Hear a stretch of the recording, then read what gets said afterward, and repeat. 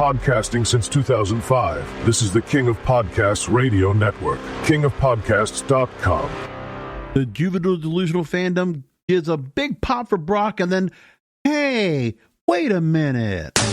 Woo! Hey, this is the Nature Boy Ric Flair, and believe it or not, whether you like it or don't like it, learn to love it, because you have to listen to Wrestling is Real. It is the best thing going today. Woo! The worldwide leader of podcasting excellence, the King of Podcasts Radio Network proudly presents The Wrestling is Real podcast, because wrestling needs us. Night 2 of SummerSlam in the books. We're going to talk about it tonight here on the Wrestling is Real podcast, episode number 949. Thanks for joining me, King of Podcasts here. Well, the website is kingofpodcasts.com, and I appreciate all of you being here, being part of the program and all. So everybody is now on social media going ballistic that Brock Lesnar returned. But he's a sex pedophile, the Janelle Grant. Okay. We haven't heard anything about that lawsuit, okay? It's still under mediation. It is not a lawsuit in court, okay? And while Brock Lesnar's name might have been mentioned in the report, in the lawsuit filing 44 times, no charges, no nothing. I mean, what do you want? Okay, this company, if you thought they actually were so sensitive to your feelings about, oh, if Brock Lesnar were to return, no one thought he was coming back. But hey, man, you know, when TKO, WWE needs to go ahead and get somebody in there for a pop, whoever they can get to get that big pop, because look, they made the change with John Cena. He drops the belt to Cody Rhodes tonight. Nice little respect. And let's play out what happened since Friday. Just to clarify this for the fandom out here, I'm going to make sure to clarify all this for you. Here it is. So we got the correction on the John Cena heel turn Friday Night SmackDown. The reason why, it's like when you want to put some bad news to rest, if you want to make sure something that happens goes under the radar, you report on it, you put the news out there, but a normal thing is you put it out like a press release. If you don't want people to go and pay attention to it, you put it on Friday night or on the weekend where nobody's paying attention. So no one was really caring or aware of the John Cena heel turn correction. They didn't want to amplify the fact that John Cena's heel turn was a mistake. Okay, so for the last, 4 months that they decided to go and do this heel turn, it was a flop. It did not work because no Rock, no Travis Scott, all of the intangibles that would have made the storyline make sense were stripped of them because The Rock never showed up after Elimination Chamber. Nothing else. And Cena winning the belt as a heel sucked, but him going out in true fashion now, becoming a babyface to lose the belt to Cody Rhodes. This should have been the WrestleMania main event. The way this was positioned, this should have been what WrestleMania finished up with. But WWE just can't finish that big show without something big happening. So we're going to give Cena another opponent. Now, according to some of the news that's going on now, as of the post show that's going on as we speak, I think it's still going on, no more press conferences by WWE. They're not even doing those anymore. Those are gone. Very interesting. But let's get back to this now. Okay. In the news that comes out of everything, here's what we got from the SummerSlam post show. Triple H is on the panel, and a couple things happened to him while this is going on. He's asked about who John Cena wanted to work with on his retirement tour. That John Cena asked to work with Brock Lesnar. From Triple H, quote, "This is John Cena's wish list." John Cena's. It's him writing the last chapter of his book, and I think people saw a conversation with us where he said we'd have to screw it up pretty badly to ruin his career. Well, by not executing a proper heel turn like he might have wanted, would have been a mistake. Let's make that clear. I think the fact that Brock Lesnar was even brought back was kind of like a retcon. I think they were trying to go ahead and correct the situation where the legacy, the perception of John Cena going into his retirement tour and this heel turn did not work well. Let's make an adjustment. Let's pivot. We're not going to make this a big deal on the pay-per-view or on any major show. We're going to put it on Friday Night SmackDown of all places, the night before SummerSlam begins. So nobody's really paying attention to that too much. Unless you might be watching the clips or you watch the show on Friday night. So that's the first part that had to be done, was to make the correction. Because to see Cody Rhodes now go here, so no heel turn by Cody Rhodes. We did not get a double turn. Cody now gets to get the belt back, and might be a refreshing return for him to be the undisputed champion once again. I'm sure there's opponents you could put up for him going forward. That's fine. That transition from Cody going back to the belt, I don't have a problem with that. Especially when you have John Cena coming back, and it was a good, valiant effort.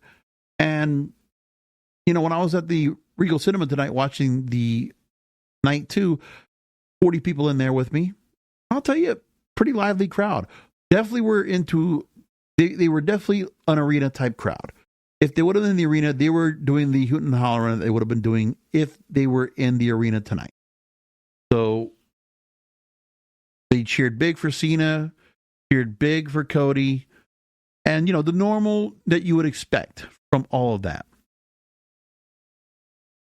More from Triple H, but it's not about that for me. It's about John being able to go out the way he wants to go out, to write his chapter. I know what that's like as a performer. I know what that's like for everybody to feel that. And I think for John to be able to do what he wants to do. See, as I said with the Unreal show, Triple H has no autonomy. He cannot say, okay, John, if we're going to do this retirement tour, we need you to do this for us. He's not doing that. He doesn't get to say that. Vince would be the only one that could do that. So Triple H is appeasing John Cena because he has to. So there's that part being fixed up. Going into tonight, everything be done to give John Cena the return back to being a face.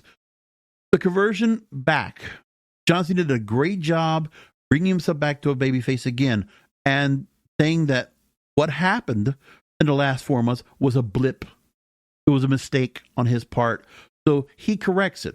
He basically, because there wasn't much added to the storyline after the fact, he basically put an explanation towards that heals up that part of the storyline, and then he can go back to being babyface.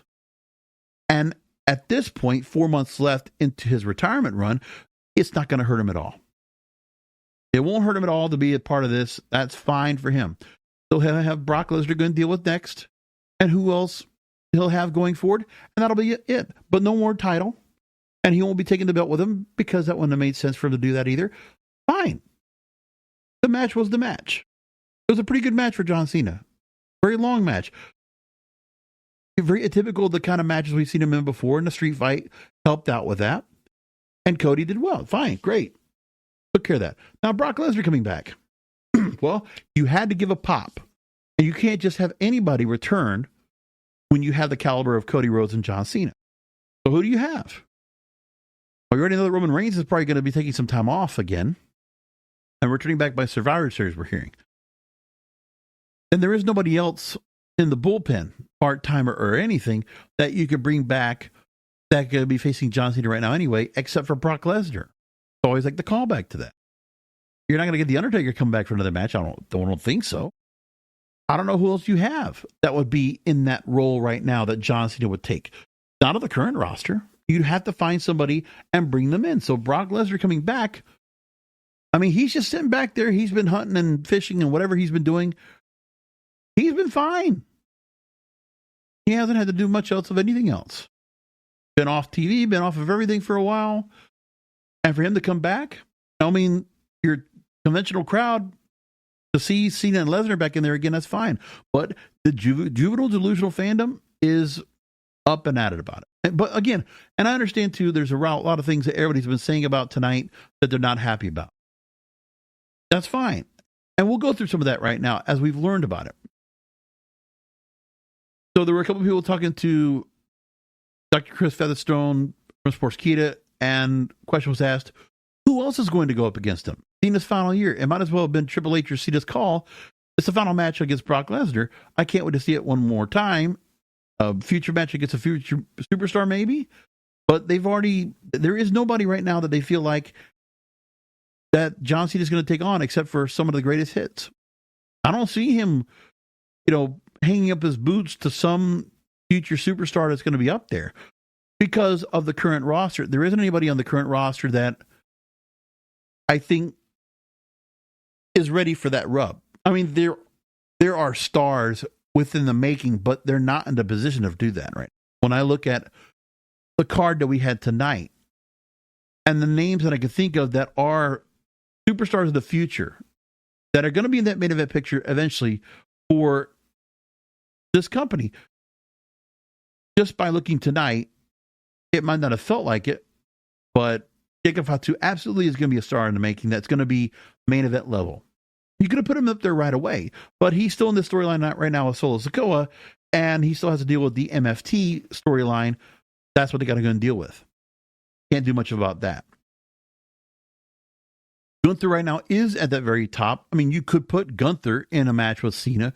We haven't gotten to that part yet, but the thing with Gunther is that I feel like we've already had Gunther out there enough with the rub on certain stars. So I don't know what you get by giving Gunther that spot.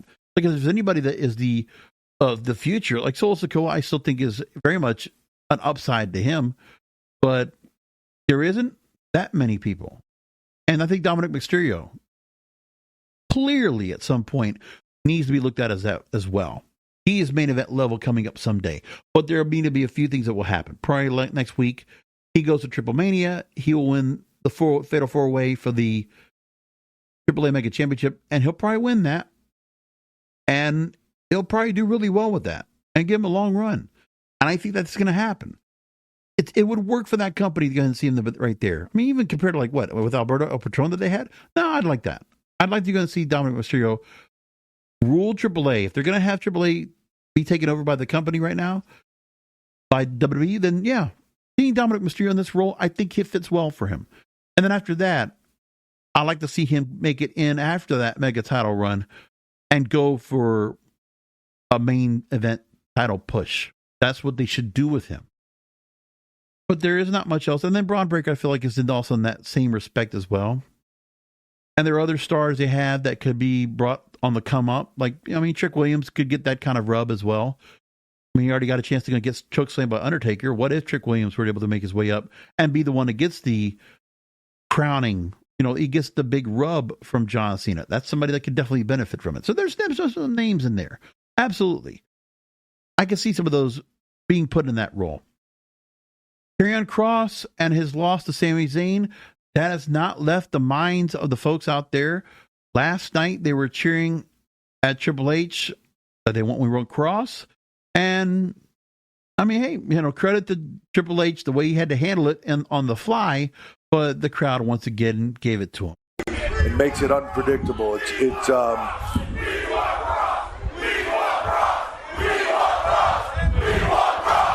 have him. You've got him. Yeah, you want Brock, you've got him. So he took that and misconstrued on purpose. But yeah, people want to Karrion Kross. And let me tell you, with Karrion Kross, I mean, you're not going to give him a chance to go after John Cena, but that would be a good thing for him. But this company is not going to go they're not going to stand behind Karrion Kross. It's not going to happen. I don't expect it. And Karrion Kross, or Kevin Robert Kassar, he writes on X tonight, Unreal, they write the scripts, but the fans write the truth. Thank you, TikTok. But nice rub for him. So the crowd definitely wants to go see him somewhere, but that's not what they want. And by the way, We Want Kross is trending right now on X. But hey, what does this company care about more than anything else? By the way, somebody else on X, I'm going to just leave the name out, should have just ended with the passing of the torch between Cody and Cena. That should be the headline. I don't get what was gained here. Expect bad backlash and bad headlines. coming out of SummerSlam. But here's what the WWE wants, what TKO wants, or anything else. Listen to the pop. And this is how the juvenile delusional fandom is right there at MetLife Stadium tonight. Quoting 60,000 plus tonight. Tickets sold. 110,000, 113,000 total for the weekend. But listen, when it comes to this company, they want moments like this. And the juvenile delusional fandom that was in New York City tonight, or in the Meadowlands tonight at MetLife Stadium, they bought this hook, line, and sink. They didn't think about the Janelle Grant lawsuit because they acted like this. We have 4 months left to enjoy the greatness that is John Cena. What?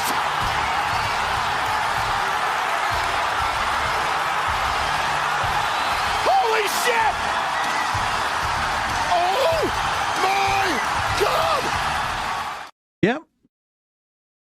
Crowd didn't think about Janelle Grant or all those accusations when they went ahead and popped like crazy right there. I know in the theater I was at, they popped like crazy for that too. Hey, you did it for the pop. And then you get a little upset after that. You get a little bit flustered. You get pissed off. And now you go keyboard warring on X saying, oh no, pedophile, sex rapist. Yeah, you know what? That's why when you're playing to that crowd, okay, you can't just focus on that crowd that's about trying to make them happy. So I don't play to that part. I understand what's going on here. Business is business. What's good for business? Hey, it's not just a promo tagline, okay? It's what this company's going to do. So the cheapest ticket at SummerSlam tonight, $80. Not cheap. You're talking about the way up there at the very top. You get overlooked. Better look at the Hudson River than you get the actual ring downstairs. Okay. Well, there you go. And Brock Lesnar comes back. Everybody's all into it. It's going to get some headlines, whatever. And we get some comments out there. We get one comment here. I can't and won't defend going back to the Brock well. Not interested in another Brock Cody feud. Not interested in another Brock return. Not interested. If anything, have Brock come back against Cody, because the last time we saw him was celebrating with Cody after losing to him 2 years ago at SummerSlam. But it would make more sense if Brock cut a promo saying that it was a ruse, that he was waiting for this moment to have a title rematch. I don't think Cody and Brock is the plan. I think it's definitely Brock and Cena. I don't think Brock is getting involved in the Cody feud. I think Brock is just here just for John Cena, and that's it. I don't see him coming back for any particular way at all. That's what it comes down to. And then there's more comments about the allegations. Here we go. Somebody comes up, Brock Lesnar's name is mentioned and cited 44 times in Janelle Grant's amended complaint against WWE and Vince McMahon. The complaint alleged Vince tried using Grant for sex favors to get Lesnar under a new contract. We know about that. And then, of course, somebody writes in, any proof Brock ever engaged in any way? Not proven. No, we haven't heard anything about that yet. And I'm not disputing that or not. But I'd rather let the case play out. That's what I want. But we haven't heard about that. Justin LeBar writes, well, Lesnar wasn't on the bingo card for tonight, and John Cena's heel turn truly is done. It will rank somewhere around Austin's heel turn in 2001. After the shock and awe moment of the turn, everything after we will calmly try to forget. Good call, Justin LeBar. Yes, John Cena's heel turn is very similar to the Austin heel turn during the invasion. Agreed. Well pointed. And I don't know if, and I think wasn't it Austin that wanted to make that heel turn too? This is where, you know what, you sway your talent. Maybe not a good idea. But a correction was made. So the legacy of the star doesn't get hurt. Can't just let them keep going down the wrong path if it's not working. WrestleView writes and says, what a moment. Brock Lesnar's back. Just a year and a half ago, they desperately removed quickly to scrub him from a video game release because of the falling out of the Vince McMahon debacle. Now he's back, and he looks to be Cena's final main opponent.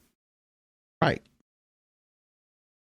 So I'm looking at this, and I'm saying, okay, to see this change now, I get it. Also, more commentary going on before the night came up. So just to be clear, in the last month, the WWE has worked the locker room in an effort for fans, explained away a storyline to the breaking the idea of kayfabe / acknowledging creative, and featured a sub in a high-profile tag match. Where have I seen this before? Yes, we're talking about WCW. It is peak WCW, Monday Nitro and all that. Yeah, totally. Oh, well. And also, getting a lot of rounds out there tonight. A fight breaking out in the SummerSlam crowd. Quite a fight between a couple of girls out there pulling hair and all this and going after each other. And you did see the orange-shirted security guards get over there quickly and start handling the mess, but it got out there. Pretty funny. But a lot of stuff coming out of all this is just, I'll tell you, man, what a day, man. This show, let me tell you what. So let's go into what we got tonight out of all this. Naomi defends the women's world title, triple threat match against Rhea, Ripley, and Io Sky. And the way they decided to go and get through it, well, let's just replicate the finish of Trick Williams versus Mike Santana and Joe Hendry at Slammiversary last month. That's what we'll do. Because that's exactly what they did. I mean, I think it was exactly the same. Like, Trick did get the trick roll off of the, well, not the trick roll, but like just they were able to sneak the pinfall away and get the pin, and that was it. And Trick Williams, there you go, out the door. And he stays champion. But I mean, the match was pretty good. I kind of missed a little bit of this. I caught it a little bit late. But, you know, the other thing, too, is that you also see Rhea Ripley and, you know, Sky. They definitely love to have these two in the ring together. So why not let them do a lot of the work in here? And Naomi's just kind of like in that third role, inserting as needed. But again, she doesn't have to worry about it. She's the heel. She doesn't have to be the one that has to put all the work in, as long as she's not getting pinned and no one else gets pinned. So that's the other part too. Only she needs to be getting the pinning done. So that match, you know, took care of things. That was a decent start. Everybody was pretty happy about that. Wyatt 6 and Dexter Lumis, Joe Gacy in this, and 6-pack tables, ladders, and chairs match. So you look at some of the stars they decided to bring out for the match. Motor City Machine Guns. Wyatt entrance. Nobody was cheering him. Praxium. Nobody was cheering them. But you didn't hear it. You didn't hear the big pop for them. And DIY also. Subdued reactions. You got them. It was for Street Profits. And maybe something a little bit for Andrade and Ray Phoenix a little bit. But yeah, Wyatt 6, they come out. And to see them come out daytime, there's no regard to this group. Listen, this is not a main event storyline anymore. It's a mid-card. And it's not even that good a mid-card storyline. And to see that group coming out here, can't do it in darkness because the match is not worthy enough to be down the card. It's basically just a buffer. But they featured the match. Hey, listen, a lot of tables got broken. Slim Jim's happy about that. Some of the moves that came out there was some interesting stuff. I mean, Ray Phoenix with a Spanish Fly, pretty far up into that table. And, you know, and Ray Phoenix just shined quite a bit out of this.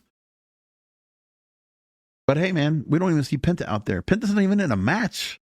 And Ray Phoenix is out here getting paired up with Andrade. I mean, were these guys just be brought in just because they don't want them working anywhere else? I honestly feel like, listen, Penta and Ray Phoenix and Andrade, personally, they're not going to get much of a play on the main roster. No titles, nothing like that for them. But for AAA, they're going to be a great draw for that brand, I guess. That's what they're going to be. I don't know. I guess that's the reason why they're here. I don't know of any other way. All former AEW stars, yeah, they're not going to get put in anything important. They're not going to be put in NXT to be downgraded. They're going to be used for AAA, basically, most part. The last chance match. Last chance, no count out. Becky Lynch, Lyra Valkyria. All right. This match, you know, I mean, I give Becky Lynch a lot of credit. You know, she is doing so much to try to get this young girl. And she's just not. She's not good. She can't do promos well. She's not that great in the ring. She's got a couple moves that are good, but like for the most part, that match was totally scripted. And one of the biggest blunders that I saw in the match was when there was a roll around and you see Lyra Valkyria get there's a zip tie that gets pulled out from Becky Lynch to use on Lyra Valkyria to tie her up. And for the most part, among the other things where there's like a million pinfalls of everything that Becky Lynch could possibly do. Put her on a table, chairs, tables, ladders, whatever. Kendo sticks. And it doesn't matter what you do, Lyra Valkyria is indestructible and cannot be pinned. I mean, I feel like she had more Super Cena than John Cena did tonight. I mean, it was like, how do you just go and let her keep kicking out all the time when there are so many times that shouldn't have happened? Okay, so the zip tie, okay, a couple of points was actually pretty good. You had her, with her hands locked on the back of the steel post, and she's getting whipped with the kendo stick, and then you got that whole setup. But then there's a part when they're rolling around on the mat, and Lyra Valkyria, the zip tie wasn't put that tight. Becky Lynch made sure of that because she wanted to make sure that later in the match, Lyra Valkyria, as was going to be scripted, was going to take the zip tie off. She's going to find her way out of it. Unfortunately, the zip tie came off in the middle of their rolling around. As Lyra Valkyria was able to break free, and Lyra Valkyria thought she was going to be slick. She put it back on and worked with it the rest of the match. And I was like, I saw it. I laughed my ass off. I was like, oh man, let me tell you what a mess. And they went through it. And then eventually, we see and they, of course, in commentary, they said something about the zip tie. And then they get to the part where the zip tie was supposed to be where Lyra Valkyria is going to get her comeback, and she frees herself with the zip tie. Any veteran in that ring, I would have imagined, if it was somebody else out there, they probably would have said, you know what? I would have just taken the damn zip tie off and just improvised in the match. Like, you're already about 15 minutes in. Let's just improvise this. All right? It's not, by putting it back on, it looked really bad. And the worst part is that Lyra Valkyria, okay, I'm looking at the clip once again, and I see her there at one point. She's keeping her hands locked, but you can see that her right hand has a zip tie, the left hand doesn't. And then what she does, she tries to do some kind of magic trick where she rolls around on the top. If she would have done it and was lying on her stomach so nobody could see what happened, and maybe keep it covered, I could have given the benefit of the doubt. But no, you could clearly see she put her hand back into the zip tie. Because what she does is she kind of acts like just there, and then she tries to roll from one side, one shoulder to the other, and automatically, like presto changeo, the zip ties back on. It looked bad. You want to check for yourself? Exposing IWC on X actually put that out there, and I'm glad they did because it looked bad. That was not good. Oh boy. And when people actually cared, okay, zip tie, monkey wrench attack, doesn't matter. Lyra Valkyria should not be seen as resilient, okay? Becky Lynch is a multi-time women's champion, comes out to a new entrance song, which always is like a telling sign. Like, there's just no reason for her to go and be here. Okay, and then, for her to not have to go to the IC title now, as long as Becky Lynch has it, that might not be for too long because they'll have somebody else going after that. But when people started caring about the match was when Bayley came back out. Which, by the way, remember we went back to that part where Bayley and Lyra were at each other before the setup for the last match. So there we go with that. And Bayley and Becky is the part of the storyline that we care about. It doesn't need much of a storyline because they have a storied past with themselves.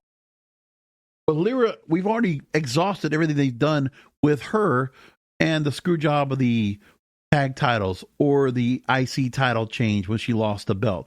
All that's been done. At this point, I think another thing, just like John Cena's heel turn didn't work, Lyra Valkyria's push. Let me say this again. John Cena's heel turn did not work, and at the same time, they learned that Lyra Valkyria's push is not working either. And they need to stop it. Let it go. Solo Sikoa and Jacob Fatu, steel cage match for the United States Championship. Smaller cage Did you notice it looked like it needed like a third level of the cage, like a third floor, but it didn't have that for a couple of reasons. Number one, if you're going to get Jason Mateo to get his gourd over the top of that cage, same thing for, Hikuleo, a.k.a. Talatanga or whatever. You want to get those guys out there and be able to get them over. I think it was really for just the fact that JC Mateo, he's a big boy right now. He's not much in shape. So for him to go ahead and make that climb up to the fence, up that steel cage to get up there. And then the other part was that you got Jacob Fatu out there, 300 pounds, and that guy's going to go ahead and execute a moonsault off the top of the cage. That was all that was for. They really didn't use the steel cage much. And the MFT, now I know it's called, is for My Family Tree. Still don't like the acronym. It sucks. And yeah, people are now comparing MFT to Retribution. Yeah, this group of Samoans they brought in together in this bastard bloodline now, it's not. Solo Sikoa does not benefit from this. Like Solo Sikoa and Jacob Fatu should be alone on this. And honestly, Talatanga, Tamatanga, Tangaloa, all these others, they don't need to be here. I mean, if they are, put them in somewhere else. But they are not meant to be part, and the JC Mateo as well. They're just not a fit here. And that's okay because, the Samoan wrestlers can go and work a lot of other places. You do not have to be here. Especially when the bloodline storyline is not a focus right now. It's just not. I mean, the only part that is a focus is Solo Sikoa and Jacob Fatu, and that's it. But Solo Sikoa needs some bodies to go ahead and still be the heel champion here, and for Jacob Fatu to go and continue to have to fight against his brotherhood to try to do something here. That's it. Dominic Mysterio, as I said earlier, wins the IC title again over AJ Styles. Nice a bit of tributes to Eddie Guerrero throughout the match because of what was going on with that. That's all cool. But I got to say, man, Dominic Mysterio, he's really coming to his own. And I'm telling you, to see him out there fresh without Judgment Day, damn, was that good. That felt good to me. And I need to see Dominic Mysterio now not have Judgment Day with him when he goes to Mexico. He should not be going. So that Fatal 4-Way is next week, Arena Mexico, Mexico City, next Saturday night. Fatal 4-Way match. The match will have Dominic Mysterio, Dragon Lee, and El Grande Americano challenging El Hijo de Vikingo for the AAA Mega Championship. That'll be a fun match. That'll be very good. And I can absolutely see Dominic Mysterio coming away with the win. Not a Grande Americano because Ludwig Kaiser's right now donning the outfit. And I don't expect, or him or Pete Dunne, whichever one, I don't expect either one of them to go ahead and work in this match and be taking that. That's supposed to be Chad Gable's part. I don't expect Dragon Lee to go and be that part. Obviously, he'll be good for the match, but no. Dominic Mysterio, that's my favorite right now. I predict that he will win the Mega Championship next week. That looks like that's what's going to happen.